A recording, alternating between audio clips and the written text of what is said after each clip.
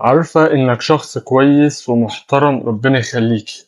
عشان كده عايزة رأيك في المشكلة بتاعتي. أنا مخطوبة وبحب خطيبي قوي، لكن هو عنده مشكلة إنه بيشرب أيكوس كتير، وأنا مش بحب ريحتها خالص، عندك حق طبعا، ومش بعرف أقرب منه وهو بيشربها، وقلت له قبل كده يبطلها ومرضيش.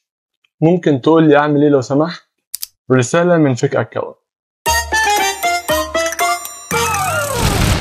طبعا اغلبكم سمع قبل كده في فيديوهات كتيره وفي بوستات كتيره ان الايكوس ده عامله زي ريحه بس انا الامانه مش هقدر احكم على حاجه انا ما جربتهاش او ما شمتهاش بنفسي. بكل امانه الرساله دي لو كانت جات لي من 3 اسابيع فاتت قبل كده ما كنتش هعرف ارد عليها. ده بسبب ان انا من 3 اسابيع كنت معزوم في فرح رحت فيه لوحدي ورحت متاخر شويه، فانا كنت قاعد في الركن البعيد الهادي، كنت قاعد لوحدي ما فيش حد جنبي، التكييف كان واطي شويه فبالتالي كان في نسبه حراره بسيطه. في عز ما انا كنت قاعد لا بيا ولا عليا مره واحده شميت ريحه حمام، فببص حواليا يمين وشمال لقيت ان في حد جه قاعد جنبي كده، فببص على الراجل شكله نظيف وشكله مستحمي وكده، لا الريحه مستحيل تكون منه، وابص حواليا يمين وشمال احاول افهم الريحه جايه منين، مفيش خالص، لغايه ما ببص بعد كده بالصدفه الاقي الراجل بيشرب الايكوس، فساعتها عرفت ان الايكوس دي فعلا هي.